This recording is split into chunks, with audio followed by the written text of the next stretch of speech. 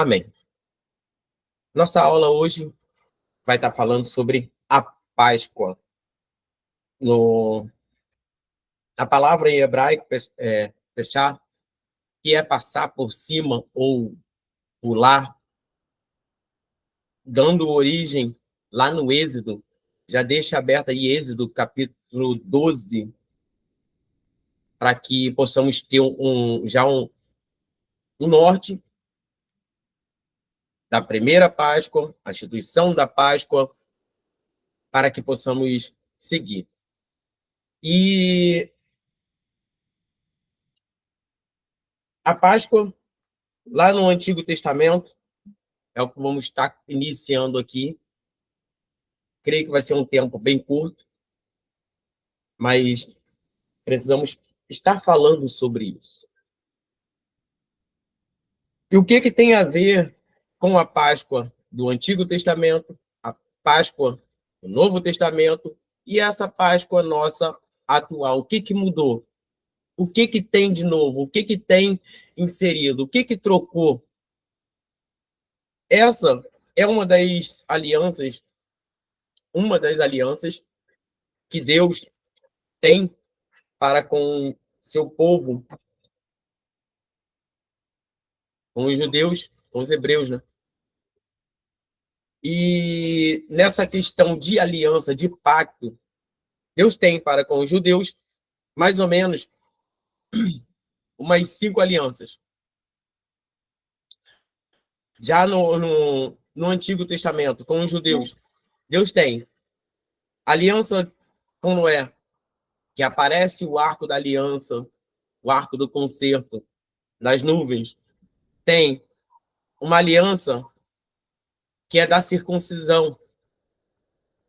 Tem aliança da lei mosaica, a Torá, lá no Monte Sinai.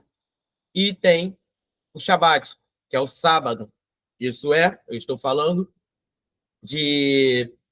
das 4 alianças que tem com o povo judeu. E com os gentios, no Antigo Testamento, Deus tem aliança também, a que fez com Noé, que não exterminaria toda a carne com as águas mais. Então, a aliança lá de Noé, tá? E no Novo Testamento, eles ganham mais uma aliança e nós ganhamos mais uma. No Novo Testamento, os judeus têm a nova aliança e os gentios também têm essa nova aliança, esse novo pacto, esse novo... Em Coríntios, vamos ler: esse é o sangue da nova aliança, vertida na cruz do Calvário. Então, aí há uma nova aliança. Mas antes de entrarmos nessas alianças, vamos nos atentar a falar um pouco sobre a Páscoa. Em Êxodo 12, capítulo 12, vai relatar o que seria, o que é, né, a primeira Páscoa para os judeus. E Deus vai estar colocando ali alguns parâmetros para que o povo judeu possa seguir. E todos nós sabemos que há ali no Egito uma certa a escravidão que o povo vivia, aonde o povo vivia sobre um jugo, sobre que Faraó os colocava. Eles saem da sua terra, por José ter ali passado um período no Egito, e ele vai se instalar ali por um tempo, mas só que passa esse tempo de José, depois que é vendido, depois que vai virar governador, depois que ele vai que há uma fome gigantesca na terra, José vai se tornar governador. E quando seus irmãos vão procurar comida, aonde só havia comida naquela época, que era no Egito, seus irmãos vão até lá, ele reconhece os seus irmãos, tem aquele trâmite todo ali, aquela história toda, e toda a família vai viver no Egito. Mas só que passa um tempo, esse faraó que conhecera José, ele já não está mais, outro substitui. E ele vai castigar, vai botar o povo, os hebreus, em uma servidão. E muito do que acontece na Páscoa vai se referir a esse tempo de escravidão. Até a comida, ele vai se referir a esse tempo de escravidão. Mas vamos lá. Alguns dias antes de acontecer, primeiro acontece as pragas e vai acontecendo, e tem uma escalada, as pragas. Deus endurece o coração de Faraó, mas chega na última praga, e aonde Deus vai estar aniquilando, vai estar mostrando, tanto para o faraó, quanto para aquele povo ali, sobre os deuses dele, derrotando. Deus vai estar derrotando os últimos deuses ali do Egito, com o início, né, da Páscoa ali. Então, mediante tudo isso, o que Deus vai falar para o seu povo? Que no 10º dia, todo pai de família, todo aquele cabeça, tinha que pegar um cordeiro. E aí não é a Páscoa, tá? Não é a Páscoa. Ao 10º dia tinha que pegar o cordeiro e guardá-lo. E esse cordeiro precisava ser um novilho, um macho, sem mancha, sem mácula, sem defeitos. E esse animal, ele precisava ser pego ali no dia 10, e toda a família deveria fazer isso. E quando uma família fosse pequena e não desse conta de comer um cordeiro ou um cabrito todo, ele pegaria emprestado com outra família para que fosse consumido naquela noite.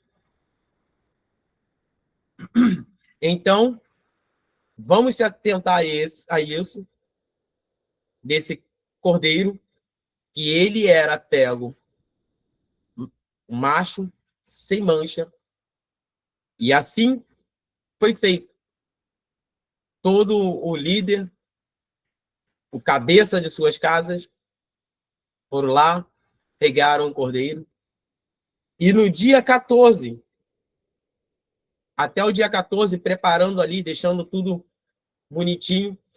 E um detalhe desse cordeiro é que ele não poderia ter nenhum dos ossos quebrados. E isso também vai nos remeter lá na frente. Nenhum dos ossos daquele cordeiro poderia ser quebrado, não poderia acontecer nada. Ele teria que ser perfeito para o sacrifício. E chega o dia 14, o 14º dia do mês de Nissan, ou Abide, que está entre aí no nosso calendário, entre abril e março e abril. E esse é o calendário judaico, tá? No mês de Nissan. E eles pegam, e o Senhor vai falar com eles. No 12, capítulo 12, tem alguém que está com a Bíblia aberta aí? Amém. Esse do capítulo 12? Sim. Qual versículo? Vamos lá. Leu do início. O Senhor disse a Moisés e a Arão no Egito: Este será o primeiro mês do ano para vocês. Digam a toda a comunidade de Israel que, no 10º dia deste mês, todo homem deverá separar um cordeiro ou um cabrito para sua família, um para cada casa. Se uma família for pequena demais para um animal inteiro, deve dividi-lo com seu vizinho mais próximo, que tenha um número adequado de pessoas em casa para compartilhar e conforme o que cada um puder comer. O animal escolhido será macho, de 1 ano, sem defeito, e pode ser cordeiro ou cabrito. Guardem-no até o 14º dia do mês, quando toda a comunidade de Israel irá sacrificá-lo ao pôr do sol. Então, peguem um pouco do sangue e passem nas laterais e nas vigas superiores das portas das casas nas quais vocês comerão o animal. Isso. Até aqui? Até aí. Então, no 14º dia, teria que pegar o animal e ele teria que ser sacrificado à tarde.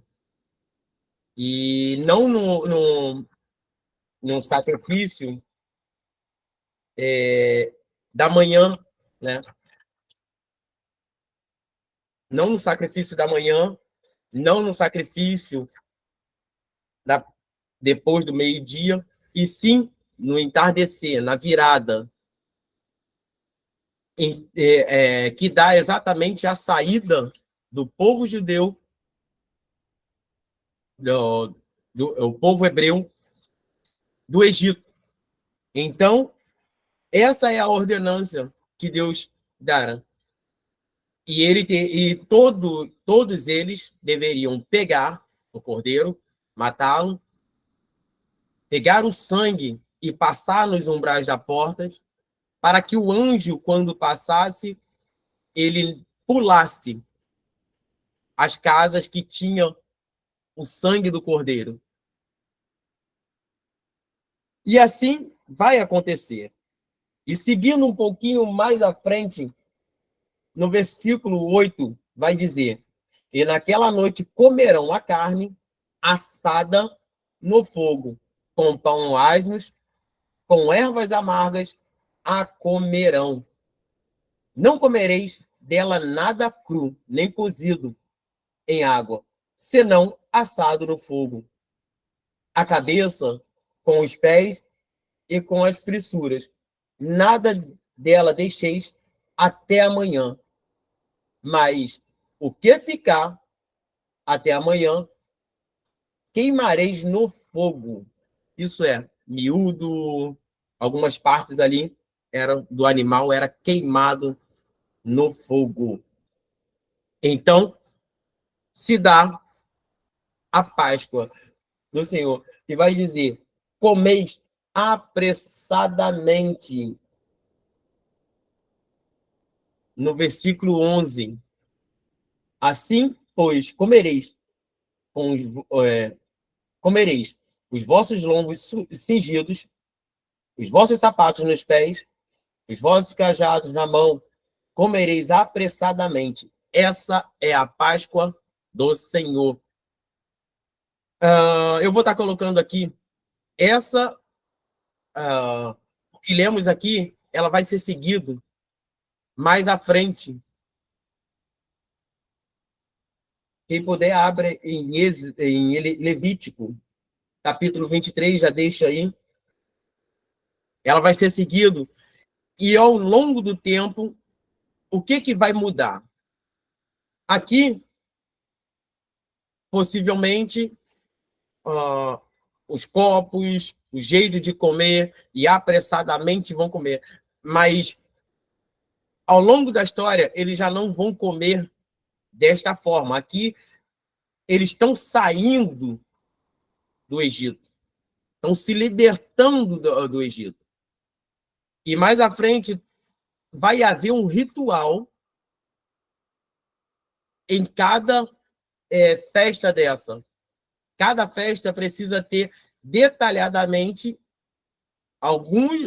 todos os pré-requisitos do dia que foi instituída a Páscoa, mas também serão colocadas algumas coisas a mais na festa, que vai seguir até os dias de hoje, para os judeus.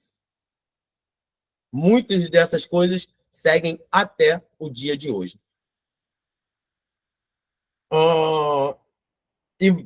Então, eles precisavam ter, na sua ceia da Páscoa, a carne assada, o pão asmo e ervas amargas. E isso, cada componente desse vai simbolizar algo. O pão asmo, ali, ele vai estar simbolizando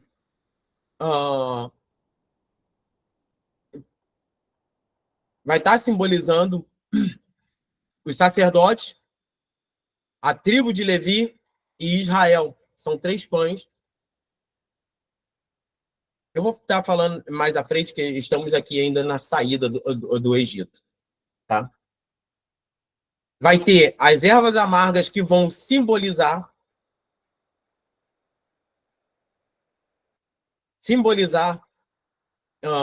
as ervas amargas, chamado de marrom, são comidas também com molho e sal, que representam as lágrimas e a misturada com as amarguras que os filhos de Israel tinham no Egito. Esse é um simbolismo. Provavelmente não tinha a Agdaba, mas vai ser inserido, até porque o Senhor fala no versículo 26. Quem pode ler aí para mim? Ainda no capítulo 12, no versículo 26. Vamos lá. Então, e acontecerá que, quando os vossos filhos vos disserem, que culto é esse? Então, essa instrução, ainda na saída do Egito, Deus já dara todo o procedimento, que vai seguir até os dias de hoje, quando eles estão na mesa participando da Páscoa. Há um momento na Páscoa que a criança levanta e faz exatamente essa pergunta. Tem que ser mais ou menos... Uma criança pode fazer as 4 perguntas, mas é de 1 a 4 perguntas feitas. Que festa é essa? E eles cantam. E muitas das vezes é recitado que o Senhor, o Deus, né, com braço forte e com mãos estendidas, os tiraram do Egito. Agora vamos avançar aí nessa Páscoa. Aqui vemos todo esse pré-requisito, e lá na frente, quem abre aí, Levíticos 23, versículo 4. Capítulo 23, versículo 24.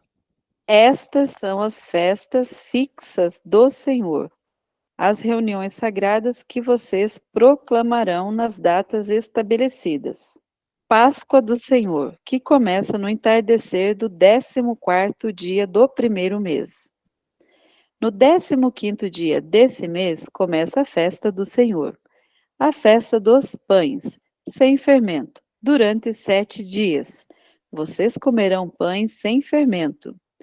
No primeiro dia convoquem uma reunião sagrada e não façam trabalho algum.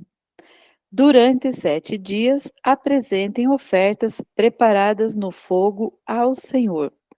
No 7º dia, convoquem uma reunião sagrada e não realizem trabalho algum. Amém? Amém. Então, essa festa começa no 14º dia e vai até ao 21º dia, 7 dias de festas. E agora ela já está com muitas coisas. Agora tem ali, enquanto não vai se ter um tabernáculo, um templo, ela começa de casa em casa, como foi lá no Êxodo, de casa em casa, comendo, era comemorado ou era feita a Páscoa nas suas casas.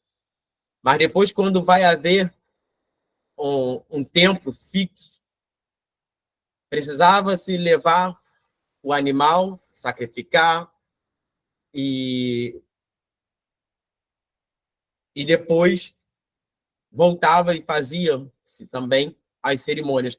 Vai dizer que a matança, né? Alguns historiadores vão explicar que a matança era tão grande nesse período de festa dos animais que muitas das vezes por 3 dias o rio que corria ao lado ele ficava tingido de sangue por tantos sangues que mais ou menos um exemplo de 60 mil saíram, né?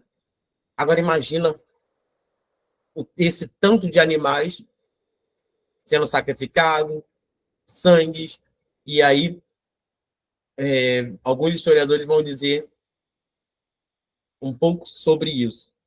Mas agora passamos para um Novo Testamento, que aqui talvez seja a parte, né, que possamos estar mais inseridos. E vamos estar falando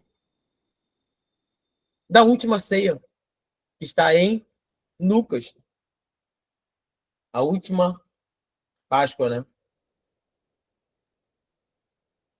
do nosso Senhor, a última Páscoa, a ceia do Senhor. Lucas, capítulo 22, capítulo 22, e vamos entender que Jesus é tão perfeito, algumas pessoas até tentam colocar algumas coisas assim, não tinha, não tinha, não, mas ele era o cordeiro ali, então ele não precisava do cordeiro. Ele vai exatamente fazer como a lei ordenara. Ele vai colocar todos os parâmetros ali. Vamos lá. No versículo 7, quem pode ler, por favor? Lucas, capítulo 22, versículo 7. Eu Amém. leio. Amém. Pode ler, Maria. A todos, boa noite. Chegou, porém, o dia dos asmos, em que importava sacrificar a Páscoa. E mandou Amém. a Pedro, só isso só? Segura aí, só. Então a gente vê aqui, ó, que importava sacrificar A a Páscoa. Páscoa. Então, esse é um dos elementos que não faltava. Hoje ainda não falta, mas não é daquele jeito matar um cordeiro, espargir o sangue, colocar nos umbrais. Isso foi específico para a saída e para a proteção ali do povo. E depois se tornara comum nos templos, a questão do sangue, espargir o sangue sobre o altar, e essa coisa toda, quando ia se sacrificar um corban ali. Então, quando está antes da morte de Cristo, antes, e quando ele vai celebrar a Páscoa, anualmente ele celebrava a Páscoa, mas específico em Lucas, aqui, que vai dar a sua morte, beirando a sua morte ali, ele vai celebrar com seus discípulos essa Páscoa. E ele vai dar ordenância aos seus discípulos que fossem preparar a Páscoa. Arrumar o local, a gente só pega ali, arrumou o local, colocou os pães e pronto.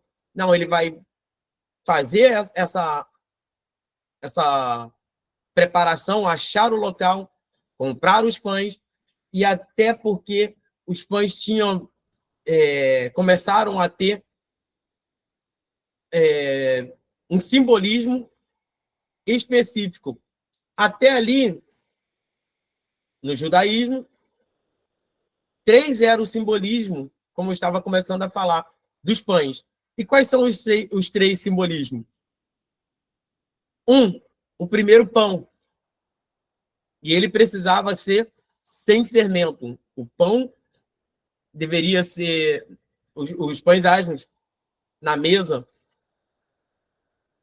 eles não podem ter fermento. E eu estudando, eu soube que ele precisa ser... Da tiragem do trigo até fazer o pão, precisa ser muito rápido para ele não ter nenhum contato com a água. É aquele pão mais ressecado mesmo. Então, ele tem 3 simbolismos ali, por isso são 3 pães. Que ele representava os sacerdotes. O primeiro pão representava os sacerdotes, ou Corém. O segundo pão representava Levi, a tribo de Levi. E o terceiro pão simbolizava Israel e as demais tribos. Um desses pães era partido, representando a divisão da água. Então, ali quando começava a fazer a comemoração, o pai de família pega o pão e parte no alto esse pão, simbolizando a divisão do Mar Vermelho. E é exatamente isso que Cristo vai fazer naquela ceia. Ali estava, ainda na antiga aliança, e eu posso dizer assim, que está... como é que usa a palavra? Não é transferindo, não. Está fazendo uma transição da velha para a nova aliança. E é exatamente esse ato que depois vai ficar conhecido por todos nós. Pegou o pão, partiu, e lá na frente, Coríntios vai falar, vai dizer, né, nas cartas aos Coríntios, vai dizer, como eu recebi do Senhor, e a gente tem esse ato do partir o pão, que antes simbolizava a abertura do Mar Vermelho, mas agora simboliza o corpo de Cristo partido por nós na cruz do Calvário. Amém. Júnior. Oi, pode ficar à vontade. Rapaz, é tanta coisa para falar da Páscoa. Ai, Jesus. O Yad Azekat, o Yad do dia 14 ali, do mês de Nissan, tem um simbolismo no judaísmo que quer dizer mão. Ou seja, Deus escolheu o dia 14 para ele demonstrar que ele estava tirando os israelitas ali com uma mão forte da sua escravidão. Tanto no mês ali, que quer dizer isso, o sangue do cordeiro, o sangue do carneiro e cordeiro é duas coisas diferentes. O sangue do carneiro nas portas dos egípcios era feito em sinal de cruz, aquela que foi passado na frente nos umbrais da porta. E o sangue o carneiro, que a gente chama aqui nos Estados Unidos de ram, que é aquela que tem uma cara mais tipo de um bode mesmo, mas é um ram. Ele simboliza um deus egípcio também. Quando você vai ver isso aí, era Deus mostrando aos egípcios, aquela cultura egípcia, que eles na face do Deus de Israel, de Jacó, de Abraão e de Isaac, de José, eles eram incapazes de os livrar da mão forte de Deus. Então, aquela última praga dos primogênitos era Deus destruindo todos e expondo todos os seus deuses egípcios que eram incapazes de o livrar da mão do Deus de Israel. Então, é uma coisa muito forte ali, né? Todo aquele simbolismo para o judeu é muito forte. O simbolismo da Páscoa que você está falando dos pães, de tudo isso aí, você está explicando muito bem. O pão também, se apressar de comer o pão sem fermento, também tem a ver com essa saída de lá às pressas e tudo aquilo que aconteceu na história da egípcia ali também, embora você já colocou um outro parâmetro também com isso aí. Mas tudo isso é muito forte, porque o ligar de Deus libertando deles da escravidão do Egito com mão forte, com o simbolismo do dia 14 de Nissan, também na cruz do Calvário, simboliza também a mão dele furada, dizendo em João capítulo 10, onde diz que os seus ovelhas ouvem a sua voz e ninguém pode arrebatar das suas mãos, ou seja, ele tirando todo esse peso do pecado, da escravidão do pecado, de tudo que isso simboliza para o novo cristão em relação à Páscoa antiga e à nova aliança também. Então, o simbolismo da Páscoa ele é cheio de coisa, é muito forte tanto na parte judaica quanto na parte cristã. Quando se fala de carneiro e cordeiro, quando se fala do Cordeiro de Deus que tira o pecado do mundo, a diferença para eles é que eles celebram um cordeiro morto, aonde Deus está fazendo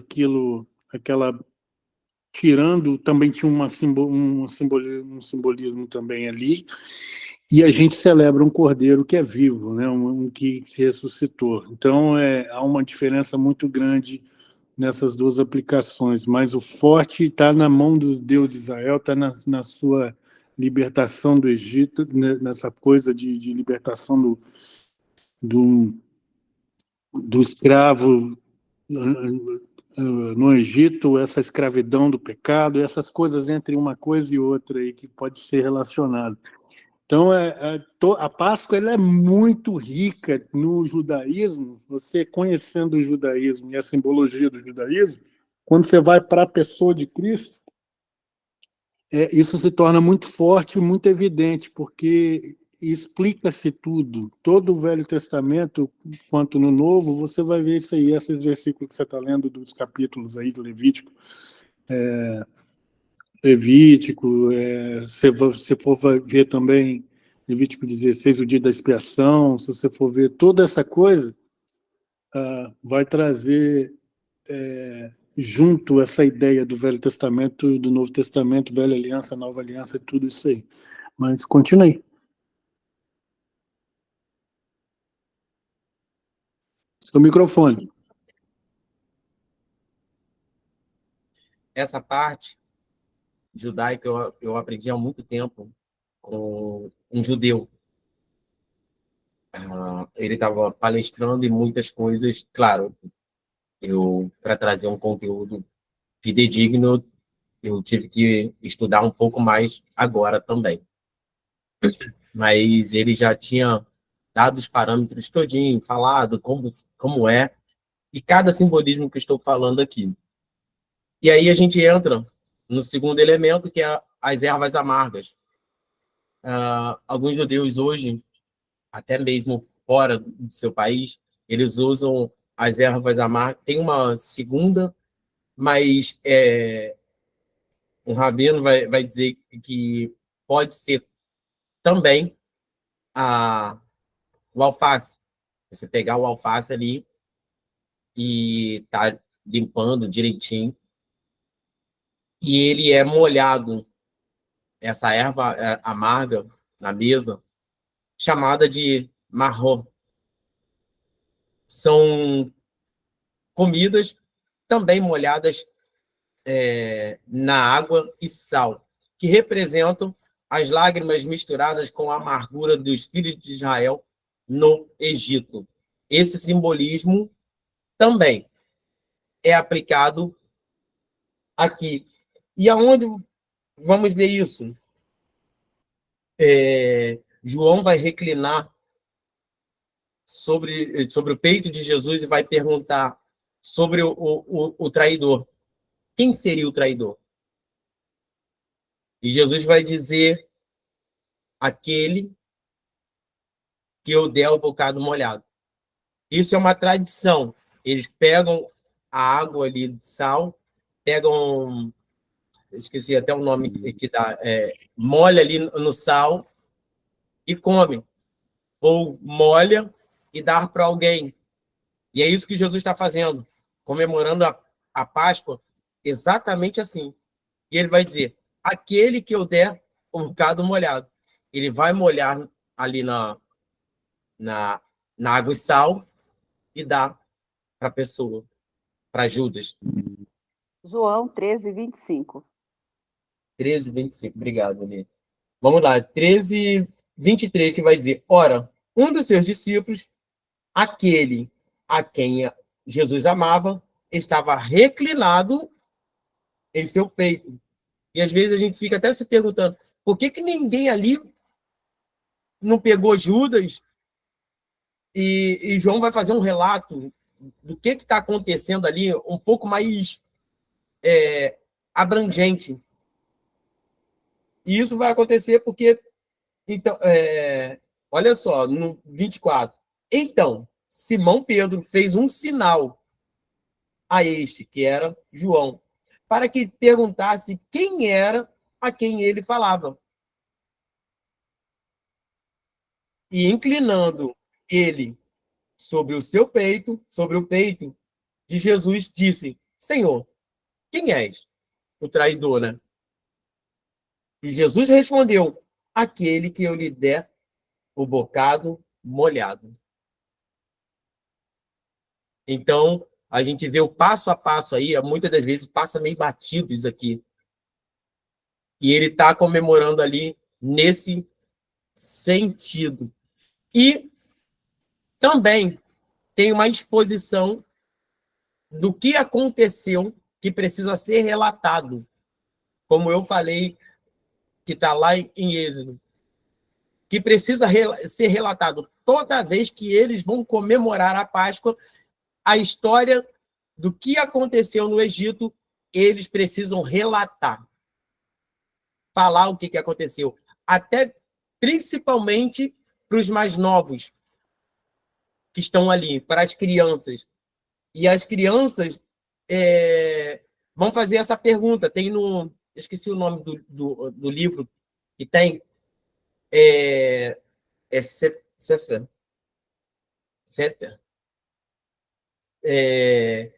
Que eles vão lendo e a criança faz essa pergunta. Está no livro. Que festa é essa? O que é esta festa? Aí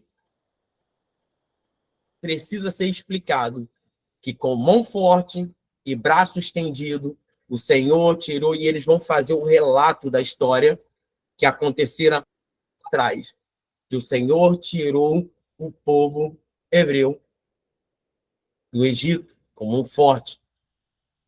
E depois de ler esses intervalos de pão, as ervas, a leitura do relato ali do acontecimento, ele vai acontecer mediante a bebida de 4 taças. Cada um vai beber 4 taças. Para a criança, o suco de uva. Para o adulto, o vinho. E o que vai simbolizar? Cada um vai ter a sua taça na mesa. Mas o que vai simbolizar beber essas 4 taças? Essas taças têm aí na medida de hoje 80 miligramas, 80 a 100 ml. Miligrama não, ml. De 80 ml a 100 ml. Então, como é que é feito? Pega-se a taça, coloca o vinho até a borda. Ele precisa transbordar, não é aquela coisinha parou no coisa não. O vinho transbordava até cair. Então, o pai de família ou os homens pegam com uma mão, segura com a outra mão segura embaixo e bebe a primeira taça, e ela vai estar simbolizando tem 4 simbolismos aí. Primeiro, o fim da escravidão, é a primeira taça. E depois vem a segunda taça, saída do Egito. Aí depois eles bebem mais uma taça, que afundou o exército de Faraó. E a 4ª taça, a entrega da terra prometida. E depois de um tempo, vai ser inserido uma 5ª taça, que o pai de família pega essa 5ª taça, ela está sobre a mesa, e ninguém bebe essa taça. Ele pega essa taça, vai até a porta, abre e relata algumas palavras, na esperança que Elias vai chegar. Como Elias não aparece na porta... Ele tem que abrir a porta, né? Ele deixa a tem porta que abrir a porta, ele abre a porta, vai até a porta, abre ela, e na esperança que Elias vá aparecer. Como Elias não aparece, fecha, volta para a mesa, e todo ano é exatamente esse ritual. Mas só que agora, essa 5ª taça, como eles comemoram assim, na esperança de Elias, essa 5ª taça, a gente tem aí como um simbolismo muito forte, que é a nossa ceia. Que o Messias chegou. Júlio, só um segundo. Pode falar. Desculpa aí, só um segundo. Tudo bem. Na era, nos tempos judaicos, eles não contam as eras igual a gente conta. Sim, porque sim. na deles existem 2 eras para o judeu. A era das alianças e a era messiânica. Então, a era da aliança, esse simbolismo quer dizer que eles estão esperando agora o Messias chegar. Então, quando se acaba, por isso que aquelas indagações que os discípulos fazem a Jesus, eles fazem segundo o entendimento deles lá. Que hora que vai terminar essa era? Então, na nossa cabeça, se você não atentar para isso, se você ficar pensando só no nosso entendimento, lendo o texto de carreira, se você não entender o que na cabeça deles, o que quer simbolizar isso, às vezes passa direto o simbolismo. Mas na cabeça do judeu ele tem essas 2 eras. A era das alianças, acaba-se essa era e depois chega o Messias prometido. Né? Porque o Messias, a figura do Messias, ela é introduzida na época de Davi. Né? Então começa ali, ele traz ali o simbolismo do Messias. Mas continue aí, Jânio. Sim, sim. Eu estou colocando aqui... Obrigado, Segado. Nessa nossa conotação agora. Agora eu estou sendo mais cristocêntrico mesmo, colocando, inserindo, né? Obrigado pela conotação mesmo, Fabiano. E na mesa precisava ter os castiçais e alguns elementos ali, certo? Mas agora, eu quero, depois de fazer essas colocações, de colocar esses pontos, então, agora começa a nova aliança, que ali, vou pegar aqui, abram em Jeremias, capítulo 31, versículo 31 ao 34, Jeremias. Eu leio.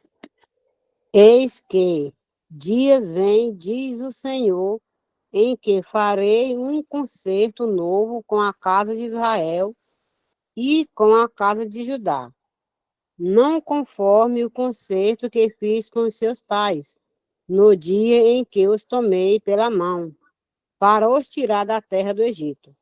Porquanto eles invalidaram o meu concerto, apesar de eu os haver desposado, diz o Senhor. Mas este é o concerto que farei com a casa de Israel, depois daqueles dias, diz o Senhor. Porei a minha lei no seu interior e a escreverei no seu coração, e eu serei o seu Deus e eles serão o meu povo. Exatamente. Até aí. Que vai dizer que vai chegar um tempo que essa aliança será substituída por uma nova aliança. E aí, aonde entra essa separação, ou essa divisão, né? Essa transição da aliança para a nova aliança. E uma aliança que vai, Coríntios, capítulo 13, eu acho que aqui, Cleide, pode falar, tá? Pode ficar à vontade. Levantou a mão? Estou concordando, meu irmão. Ah, tá. Eu estou amando esse estudo. Amém. E eu, como se estivesse levantando assim as mãos. Amém.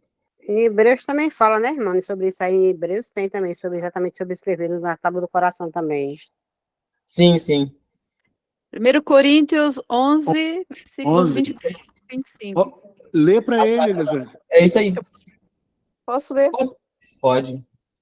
Porque eu recebi do Senhor o que também vos entreguei, que o Senhor Jesus, na noite em que foi traído, tomou o pão e, tendo dado graças, o partiu e disse: Isto é o meu corpo que é dado por vós, fazei isto em memória de mim. Por semelhante modo, depois de haver ceado, tomou também o cálice, dizendo: Este cálice é a nova aliança no meu sangue. Fazei isto todas as vezes que o beberdes em memória de mim. Pronto. Essa é a nova aliança. E pode perceber que do mesmo jeito que tem o simbolismo, né, da saída da escravidão, saída do Egito, o Senhor tirou com mão forte, aqui também há um simbolismo, porque você não está bebendo sangue e você não está comendo corpo, mas é um simbolismo que é o corpo de Cristo e que é o sangue de Cristo, vertido na cruz do Calvário por nós. Certo? Então, essa transição agora é nossa, para todos. Uma nova aliança, um novo pacto, essa parte, e eu queria trazer tanto esse simbolismo, e agora eu quero trazer para o tempo, para o nosso tempo.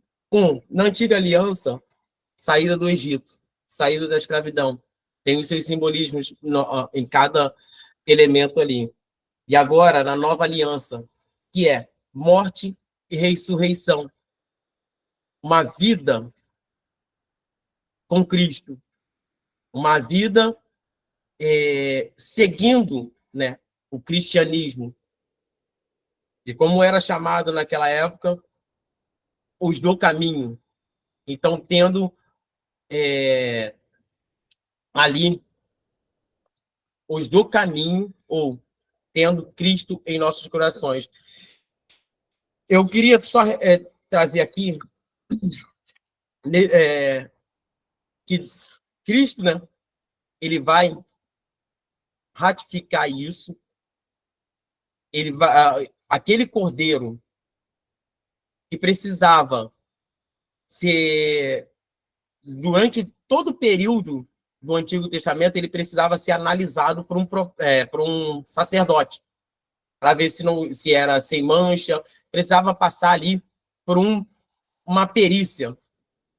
E quando acontece com Cristo, e ele vai ser, primeiramente, avaliado, né, por um profeta, filho de profeta, que é João Batista, filho de Zacarias. Então, é uma certa avaliação, e no batismo de Jesus, ele vai usar as palavras: eis aí o Cordeiro de Deus. Então, esse Cordeiro que vai servir para a nossa festa pascual agora, ele precisava ser avaliado como o Cordeiro era avaliado antigamente. E ele vai passar, né, vamos dizer assim, passar pelo teste. E quando ele é batizado, João fala: eis aí o Cordeiro de Deus. E depois, também, quando Jesus é levado para ser morto, sacrificado, ele também passa por esse processo. Não era qualquer um que poderia levá-lo ao matadouro. Ele passa pela lei judaica, ele passa por todos os trâmites ali, e cumprindo todas as promessas, todas as profecias que os profetas relataram. Isaías, Jeremias, vai relatar muitos acontecimentos que aconteceram ali na vida de Jesus, na peregrinação, a Via Cruz, a ressurreição. Então, essa avaliação, então, quem poderia fazer isso? A não ser os sacerdotes. Lançar o cordeiro. O povo não poderia fazer. O povo levava o cordeiro. Mas quem trazia para o sacrifício, quem imolava o cordeiro, tinha que ser o sacerdote, o sumo sacerdote. E ele passa ali por um tribunal, ele passa por uma avaliação, ele passa até chegar a Pilatos, que é devolvido, e fica aquela coisa toda, e até ser levado à morte de cruz. Eu vou deixar aqui. Eu espero que tenham entendido. Ah, não, tem mais uma aí. Aí eu, mediante a isso, eu quero fazer uma pergunta para os irmãos que estão aqui. Pode abrir aí.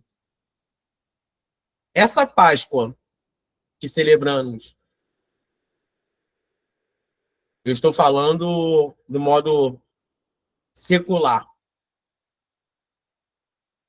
E muitas das vezes esquecemos da verdadeira Páscoa.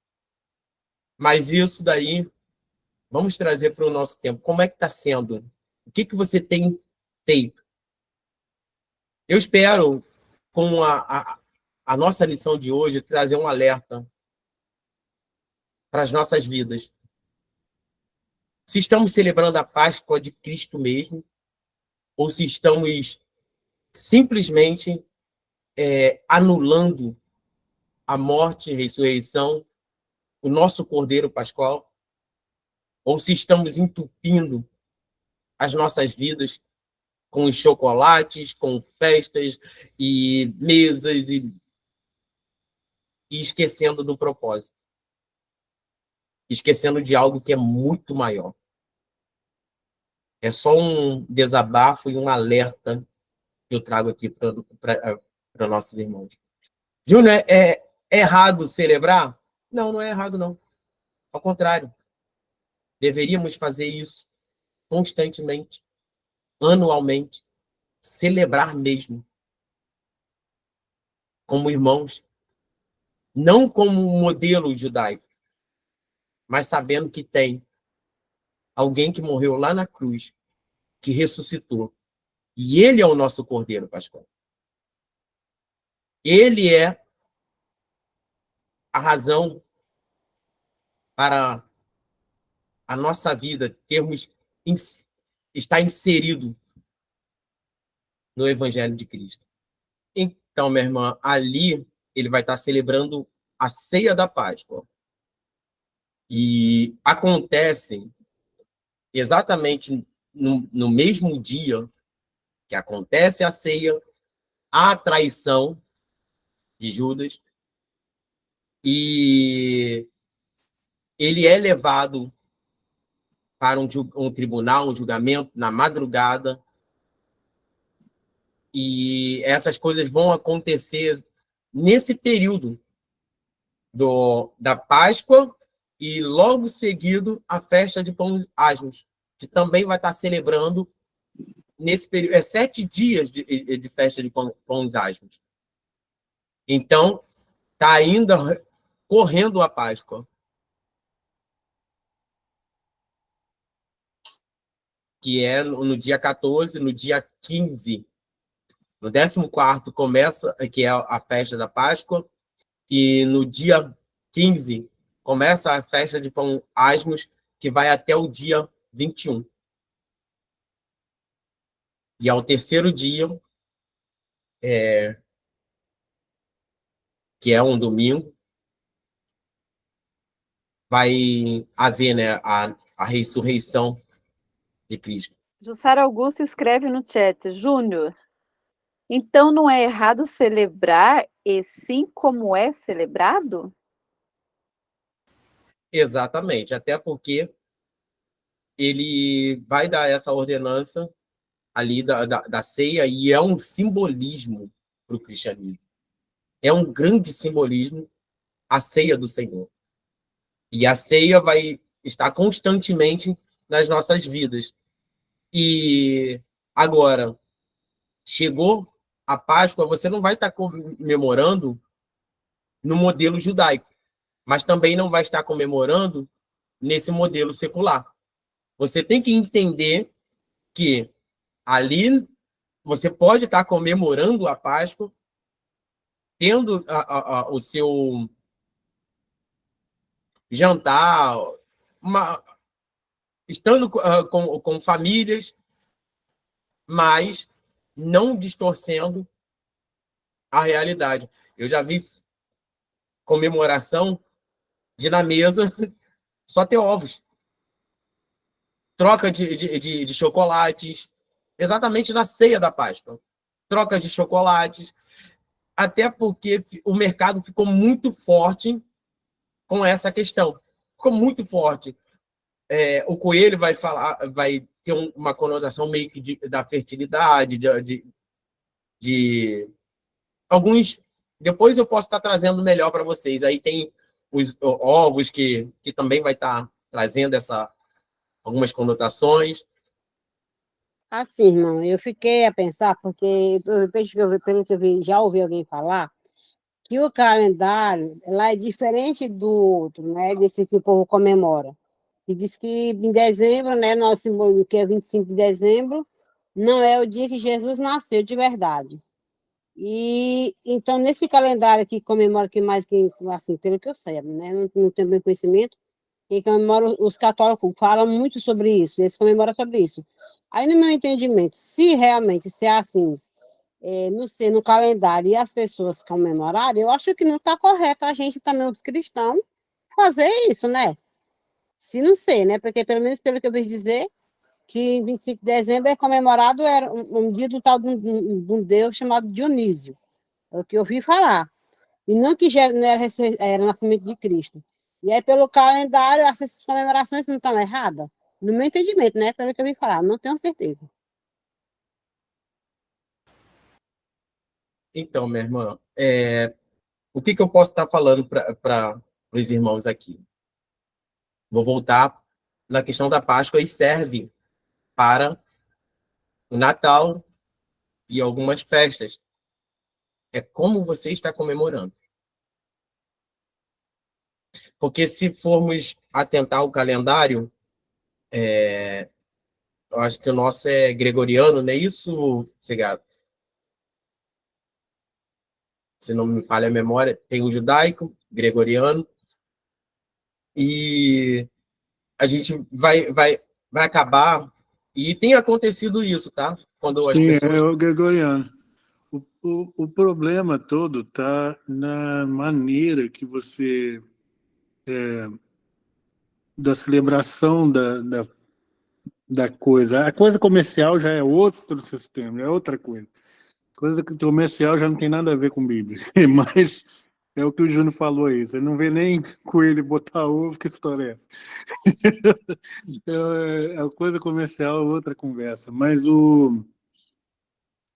tem que ter um conhecimento de entendimento do que é nova aliança, o que é velha aliança, o que é Páscoa, nesse sentido que o Júnior estava falando para o povo hebreu, essa mão forte que Deus o tirou de lá, que também está lidando com essa mão forte também que Deus nos tem através da crucificação, da justificação, da purificação, sendo o Cordeiro de Deus que tira o pecado do mundo, que livra dessa condenação de pecado, debaixo dessa servidão do pecado. Tudo isso tem um significado muito grande. Essa coisa da relação entre o Velho Testamento e o Novo Testamento.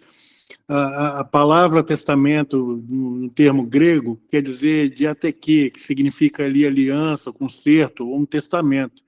São documentos, como a ideia é como um documento contendo a última vontade de alguém quanto à distribuição dos seus bens, quando você fala de testamento, né? Trazendo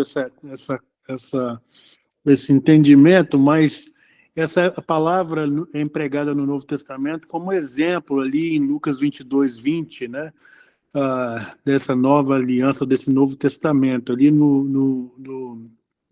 Jesus, depois de ter todo esse simbolismo que o Júnior explicou, o que acontecia na mesa do judeu, ele vem e traz a nova aliança, a nova aliança, e ele apresenta uma nova aliança. Abre aí Lucas 22:20 e lê aí, Elisângela, se você puder, por favor. Elisângela, está me escutando? Sim, sim. Lucas 22:20. Da mesma forma, depois de ter comido o pão, ele pegou o cálice e disse: Este cálice é a nova aliança no meu sangue, que é derramada em favor de vocês. Então, já é uma nova aliança, aí vai fazer toda essa diferença entre nova e velha aliança, porque no Antigo Testamento a palavra ali era berit, que significa apenas um concerto. O duplo sentido do termo grego, ele vai mostrar que essa morte aí do testador, Cristo, ele vai ratificar ou selar essa aliança, e aí ele vai garantir toda a herança com Cristo ali, como Paulo vai explicar ali em Romanos 8:17, por exemplo, Hebreus 9. Abre Romanos 8:17 também, Elisângela, por favor. Eu não estou com a Bíblia aqui na minha frente, mas eu está falando disso.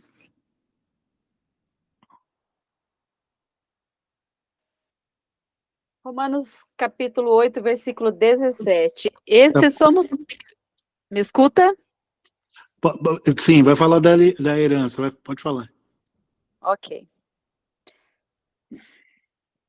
Esses somos filhos, também somos herdeiros de Deus e co-herdeiros com Cristo. Se de fato sofremos com Ele, também com Ele sofreremos, seremos glorificados.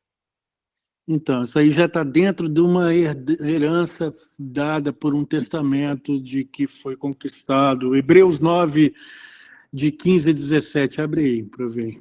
Hebreus 9, de 15 a 17. Por essa razão, Cristo é o mediador de uma nova aliança, para que os que são chamados recebam a promessa da herança eterna, visto que ele morreu como resgate pelas transgressões cometidas sobre a primeira aliança. No caso de um testamento, é necessário que se comprove a morte daquele que o fez, pois o testamento só é validado no caso de morte, uma vez que nunca revigora enquanto está vivo quem o fez. Então, um testamento só vigora se existe a morte do testador. Então, existe Jesus morrendo ali na cruz, depois ressuscitando, mas ele se entregando como Cordeiro de Deus, ele muda o Velho Testamento para o Novo Testamento, a Velha Aliança para a Nova Aliança. A diferença entre aquilo que se existia na Velha Aliança e na Nova Aliança é que no Antigo Pacto ele veio pela lei ali, feito nos sinais, selado ali com sangue de animais. Abre aí, Êxodo 24, de 3 a 8. Acho que é isso mesmo. Abre aí. Êxodo 24, de 3 a 8. Quando Moisés foi até o povo, ele lhes transmitiu todas as palavras e ordenanças do Senhor. Todos eles responderam em uníssono: faremos tudo o que o Senhor falou. Moisés então escreveu tudo o que o Senhor dissera. Na manhã seguinte, Moisés levantou cedo, construiu um altar ao pé do monte e ergueu 12 colunas de pedra, representando as 12 tribos de Israel. Em seguida, enviou jovens israelitas que ofereceram holocaustos e novilhos como sacrifício de comunhão ao Senhor. Moisés colocou metade do sangue em tigelas e outra metade aspergiu diante do altar. Em seguida, pegou o livro da aliança e o leu para o povo. E eles disseram: faremos tudo o que o Senhor ordenou e lhes obedeceremos. Depois, Moisés tomou o sangue, aspergiu sobre o povo e disse: este é o sangue da aliança que o Senhor fez com vocês, de acordo com todas essas palavras. Amém? Ok, então, aí você vai ver, isso aí está dizendo, se você quiser ver o versículo que vai falar sobre o Antigo Testamento e Velha Aliança, é esse aí que você tem que ir. Se você abrir em Hebreus 9, de 19 e 20, abre aí, fica com o dedo em Hebreus 19 e 20. 9, 19 e 20, vai aí. Hebreus 9, 19 e 20. Quando Moisés terminou de proclamar todos os mandamentos da lei a todo o povo, levou o sangue de novilhos e de bodes, bem como água, lã, escarlate e ramos de isopo. Aspergiu o próprio livro e todo o povo, e disse: este é o sangue da aliança, a qual Deus ordenou que vocês obedeçam. Então, a diferença vai estar nessa coisa da segunda divisão ali, principal ali, que é o Novo Testamento, para o Velho Testamento. Esses dois versículos você vai ver um entendimento entre Lucas 22, 20 e Hebreus 9, ali você vê o que é velha aliança, o que era o velho concerto e o novo concerto. A velha aliança, a antiga, a nova, o novo concerto veio através de Jesus Cristo, feito no Calvário, selado com seu próprio sangue, em Lucas 22, 20. Hebreus 9, de 11 a 15, por exemplo, é o segundo concerto, que é superior. Então, só para fechar esse pedaço aí de velha aliança e nova aliança, lê de novo esse 9, de 11 a 15. O sangue de Cristo. Contudo, quando Cristo veio como sumo sacerdote dos benefícios agora presentes, ele adentrou o maior e mais perfeito tabernáculo, não feito pelo homem, isto é, não pertencente a esta criação, não por meio de sangue de bodes e de novilhos, mas pelo seu próprio sangue. Ele entrou no lugar santíssimo de uma vez por todas e obteve eterna redenção. Ora, se o sangue de bodes e touros e as cinzas de uma novilha espalhadas sobre os que estavam cerimonialmente impuros os santificavam, de forma que se tornavam exteriormente puros, quanto mais o sangue de Cristo, que pelo Espírito eterno se ofereceu de forma imaculada a Deus, purifica a nossa consciência de atos que conduzem à morte, para que sirvamos ao Deus vivo.